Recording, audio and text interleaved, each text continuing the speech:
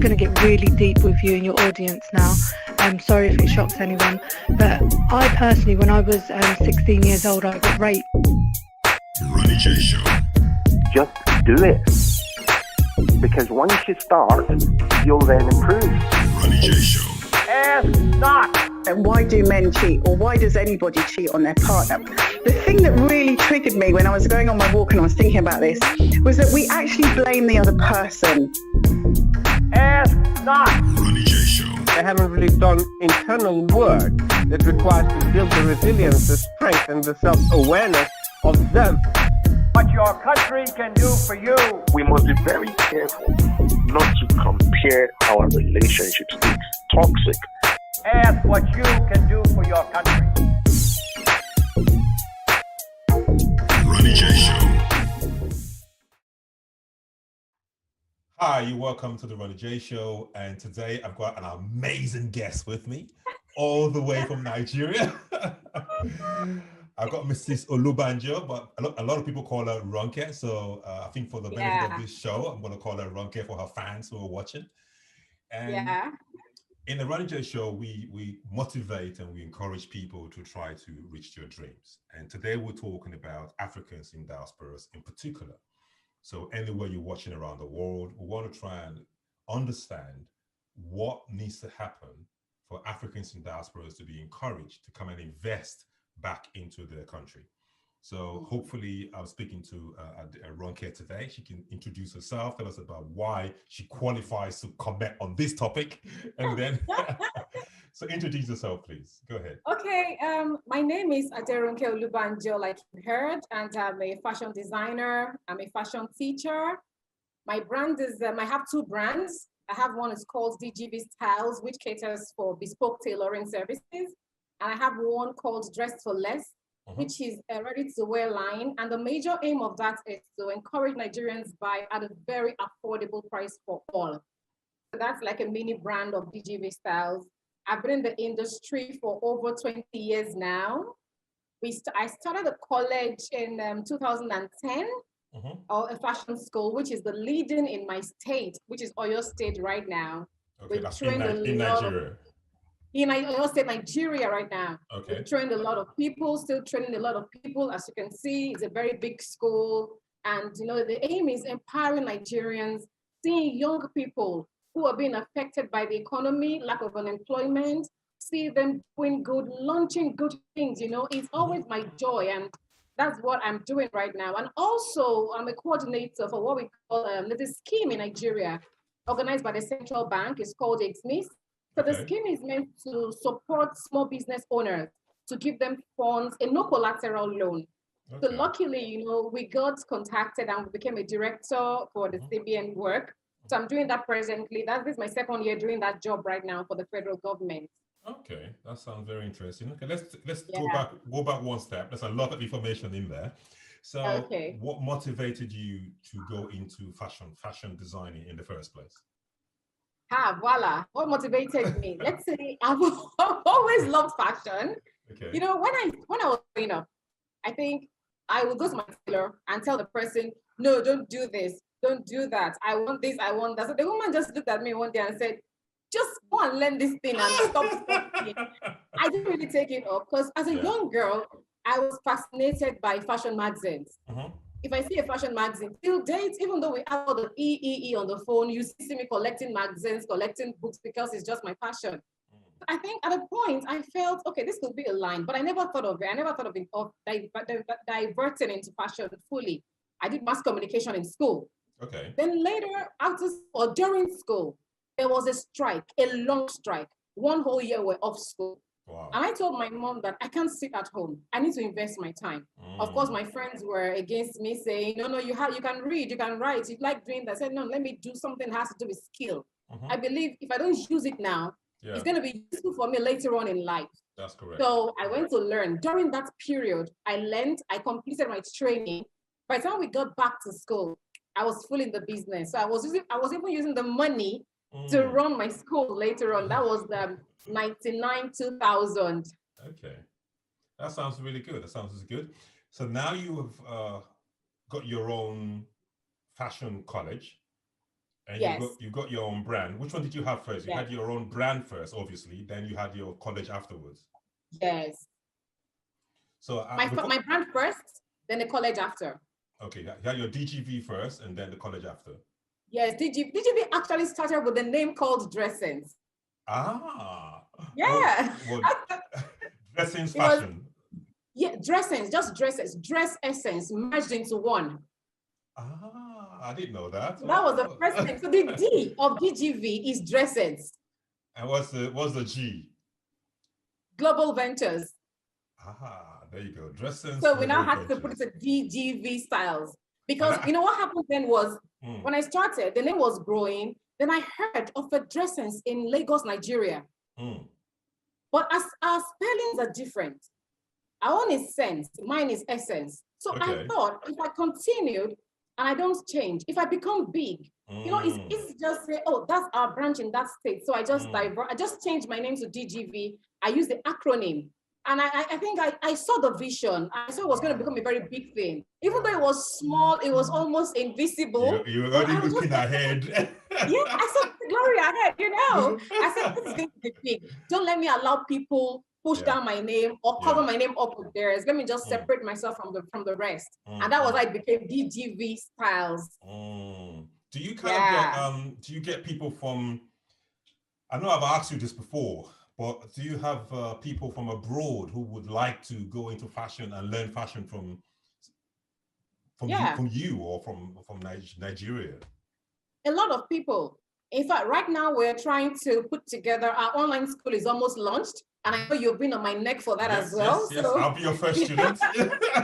It's launching this 2020. Good, you know, because for a while, like this week now, we had a girl from Liberia who came to the school today. You know, we've had people from London especially. I've had like 4 people there come over on holiday, then use the holiday time to learn. Yeah. So I think I've had people from all over the country. And right now, you know, I think the COVID did a reset to a lot of things I've been very laid back on. I saw it that, okay, even if they could take a leave, take a break and come home, now there's no time to travel. I need to put finishing touches to everything to be able to reach people all over the world, not just restricting them to this country alone. Correct. But the challenge now is, how do we encourage diasporas to come and invest and do what you were doing? You know, of course, we've got fashion designers who live abroad, and we got all these people who got all these dreams. But how can we get them to come and do what you're doing? Yeah, I think for people abroad, because I have a couple of friends there who are still not so sure if they want to come home. Yeah, I think the major problem is the fear of the unknown. And sometimes lack of trust, which has been a factor that has affected a lot of people who had invested earlier. You know, entrusting something with someone and discovering is not the way you expected it to be. Correct. So that's, you know, or hearing stories from other people. And when I'm trying to convince some people, they tell me, no, Ronke, don't say that. This person did that, the other person did that, and this is their result. But we tell them, look at the country. Even the people who have goals, who have visions here, they have some people have financial problems. And if you have the money or you have the talent, the best thing to do is invest. It's like you're planting a tree. It takes a lot of work. You know, okay, the problem I think we have sometimes is we look at the picture. We don't look at the process. It's a process. You know, you have to, you see the mighty tree, beautiful fruits on it. You've forgotten it started as a small seed, which has to be planted, watered, nurtured, and you have to watch it grow. So for some people in diaspora, I've talked to them sometimes. I have a brother in particular who I talk to, and he tells me, no, Nigeria is a no-go area. Then I tell them, you're coming back home one day, remember? You have to come back home one day. So of course. For the sake of, what do I call it now? I'm trying to look for the English. Your family, your name. Yeah. You know, one day, and you know, it's very funny, the millennials, this generation, they want to know their roots, no matter where they are. They're always talking about roots. So when they want to know their roots, you don't want them to come home and see what your friends had done. And asking you, oh, so dad, mom, where were you when they were doing this? He said, I was abroad, but that's not our home. This Africa is our roots. But when the diasporas, sorry to interrupt you, when the diasporas, when they hear you talking, the way you're speaking now, they say, because she's been staying there, she understands the system, you know. That's why she's talking like this. It's not as easy as that. You understand? They talk about the last interview I had last week. The guy was talking about the fetishness, and he's also talking about security issues. And you talked about trust, the lack of trust. I want you to expand a little bit on that for those who are watching. What do you mean by lack of trust? The trust is when you've given someone a job one time and the person disappointed you, there's a higher chance of you not trusting anybody again. But in business, you have to just learn and keep learning. I can't say because I've made a mistake once, I won't attempt it again. I mean, I'm here and I get disappointed a lot of times. I'm still here with my people here. So if they could do it to me right under my nose, then of course you will expect it. You know, they will say it's easy. It's not as if we here don't have a lot. In fact, we have a whole lot of challenges. It takes a lot to run business here. It takes a lot to maintain business here. And it takes a lot to get faithful workers to keep it running. So you have to be there 24/7. Your brain must be working, your eyes must be working, everything must be working. Because at the end of the day, the glory is yours. They won't say your staff messed up or your staff, you know, they pulled on them. They will say you didn't do well or you weren't attentive enough. So, you know, if they want to do it, they should start by not saying they are relying totally on the second party or third party. Be ready to be actively involved and full monitoring. That's one thing I know that works for Nigerians, full monitoring. Don't leave anything to chances. No matter who the person is, your blood, your mother, your father. I know my mom, she's so kind-hearted, so don't trust her with some business. She would use everything for charity. So, you know, things like that. I mean, she's not trying to be bad. She's trying to be good as well. So you won't blame her for a kind heart. So what you do as someone that wants to come and invest here is look at it like it is my business. I am building this house. If it doesn't work, the blame goes to me 100%. Then I'm ready to give it all it takes. Look for the right people. It doesn't come in a rush. So they have to relocate. What? Is that what you're saying? They don't have to relocate. I don't think they have to, but they have to be coming home. You can't really do it there totally. One, find someone that you can trust totally, they can work with. Okay, I have people that I send close there to help me sell. I'm not there. I just trust them, they will sell. So the same thing applies. If I could say, oh, help me sell this, even if it's £2, £3, it's something. I don't have to be there, I'm just trusting you. Then you sell and get my money and I give the person their cost. So sometimes, you know. If I'm speaking from experience and from talking to a lot of people, this issue that you raise, this lack of trust, is a big factor. And I want us to kind of dwell on it a little bit longer. And how easy is it to find this person? You're just saying it as if it's just so easy to just find somebody. It's not easy. I can say that over. It's not so easy. Thank you for watching the Ronnie J Show. Please subscribe to our YouTube channel, and to participate, please go to theronniejshow.com or email drip.co.uk. Thank you. This issue that you raise, this lack of trust, is a big factor. And I want us to kind of dwell on it a little bit longer.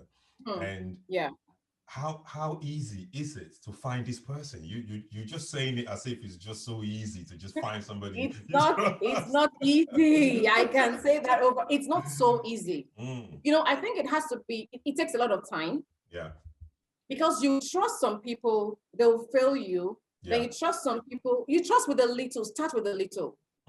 Like the Bible says, he who is faithful in little, be faithful in much.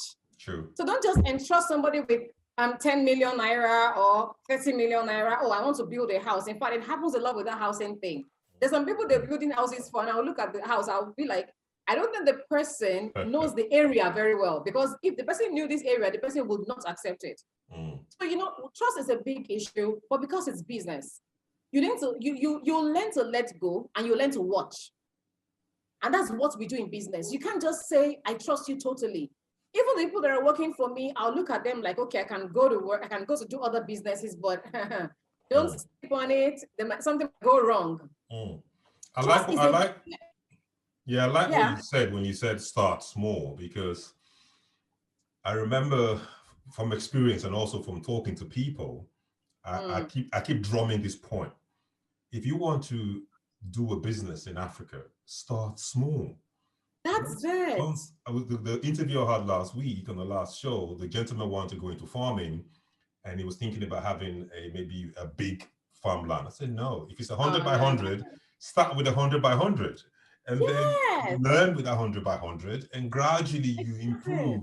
Exactly. Maybe it's because diasporas have too much money. You know, they think they don't want to wait for. That's the wrong impression we have here.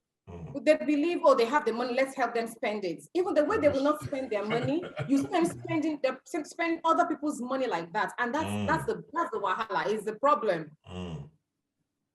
Oh, good. So how do they? You talked about a living scheme fund that you're doing. Tell the diasporas that are watching. Explain that. Okay, the funding scheme. Yeah. Yeah, and it's very funny. I would say diasporas are benefiting from it, actually. So it's a scheme by the Central Bank of Nigeria. It's called Agribusiness Small Medium Enterprise Investment Scheme. It's to support all businesses, not just agriculture alone, because many of us think CBN is all about agri. No, it's for all skill, but it must be a skill. Because there's no collateral loan, you must buy equipment. It's like they are investors. So once you get the money, the first thing you do is tell us what you want to buy with the money. Even before you buy, you write a list, you do a plan for the business. They must see your plan. Then when they see the plan, you can get anything from 10 million naira below. And the beauty of the scheme is the only requirement is to do a training. That's why we're coordinator. You do a 5 days entrepreneurial training to develop your business, to tell you how to monitor your finances, how to do this, little by little. Then when you get the money, you buy all the things you want to buy with the money first. So they give you assigned people to monitor you. Then you start your business. And for 6 months to 18 months, you don't pay anything back, which varies depending on your business. I think agriculture gets, maybe 6-18. But skills, if you're a startup business owner, you may get up to 1 year moratorium. You use the money, then after your moratorium expires, depending on what they give you, you start paying back at 5% interest, which is beautiful. But the way you're saying it now, a Nigerian person listening will be saying, but you need to get connections to be able to. No, this apply. One, actually, yeah. If I wasn't involved in this scheme, honestly, I won't be able to talk about it, but I can say 100%. In fact, if possible, 500%. This is one scheme I have seen that you do not need any connection. I mean, there are people that when they came to apply, they'll be telling me, because it's you, I'm applying because you are involved, because of my name and my brand. And I'll tell them, okay, yeah, if you're scared, walk into Central Bank, tell them I sent you, or you want to confirm something about me or my name, then ask, they will tell you. So when people started saying this thing happened, they were like, oh, so this time happened in Nigeria. And this thing is so silent, you hardly hear about it. I think maybe people are just a bit skeptical. I think because of all the previous experiences, people are just like doubting, like, I can't. In fact, of course, till date, people are still skeptical. When they come to fill their forms, they are telling me, are you sure? Are you sure? I tell them, and then I bring out my file, my evidences of those who have paid. Okay, call this person. You can call this. Don't tell them you are even from me. Just tell them you want to confirm something. Then after that, ask them, mention my name, mention the college, and tell them. They will tell you the truth that, okay, they knew nobody. I was talking to a woman last, she was practically crying over the phone that she had no one. I think she's a widow or a single mom.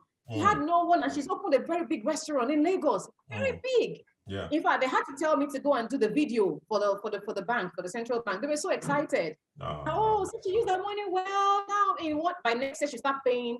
She has I think 9 months moratorium. So she's just using the money, enjoying and expanding. So it's a scheme that everyone can benefit from, especially if you have people here.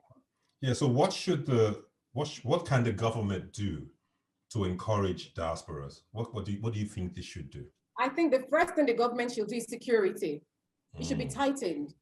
Once they know that their investment, their lives, and their properties are safe, many people would love to come home. You don't want to come home and hear gunshots in the middle of the night. It's traumatic. It disturbs you. I've seen people that they came to the country, they got attacked, and they never came back. And they will tell you they're never coming back.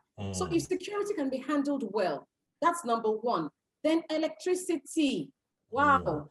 I spend a whole lot to maintain my business every week. That's a lot. I can imagine.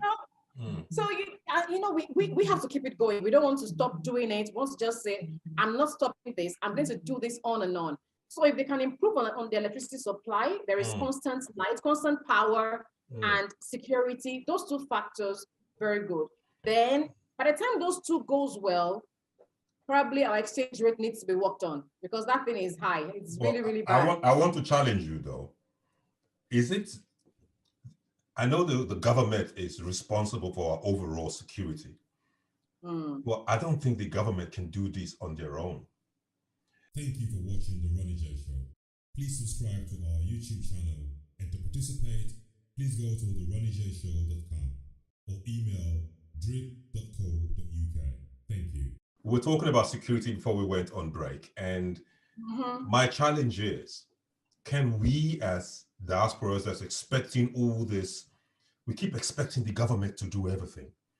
Don't you think we have a responsibility? Don't you think we can come and make a difference in that security issue? I think Nigerians, the problem we have is we say the government is practically doing nothing. So we say, we want them to just don't tell us to do this. We make our roads, we do our water ourselves, we drill our borehole, dig our wells. So what is the government doing? But as you said, I think it's everybody's duty. It's everybody's job. You can't just say, there's one thing they were saying one time. If you see something, say something. What we see, how many of us will say? But I've had reasons to call the police several times, and they have responded. Yeah. So when I tell people, they will say, no, because they know it's you. I'll say, no, they didn't know it was me. I just called, and they had no idea who was calling. And they came, and several times. There was an area we're living in, and that area was a bit not so secured. So each time I hear something, even from afar, because the first time it happened to me, I was shouting, nobody listened, and they were trying to break into our own house. So fortunately, they couldn't. But I called the security later, and I called their numbers. That anytime I hear something, I call you. I raise an alarm. So I kept raising the alarm, and I realized nobody will do that. So I asked them, why are you complaining? You hear something, you don't call, you go under your bed. Your bed will not save you. Your chair will not save you. Or you're seeing a strange person around you. You call, you tell them. Sometimes they're in their offices doing nothing because they have no information. So even if the government wants to work, what's our part? Are we doing our part well? Are we protecting? Look at my area, for instance. It's very funny that at night, people don't put on security lights. Why? And you ask them, they say, I don't know. I think maybe they're preserving their life. I don't know. I just don't know. Or they might think that if they put on their lights, the armed robbers will say they have money when there's no light. Imagine Nigerians, I will not start complaining that the government is doing this. So I asked someone, like, so why is nobody putting on the security lights? We only do, and maybe one other house. And the streets are so dark. So why are we protecting ourselves? We should all learn to do the little we can do. Because as they say, little drops of water makes a mighty ocean.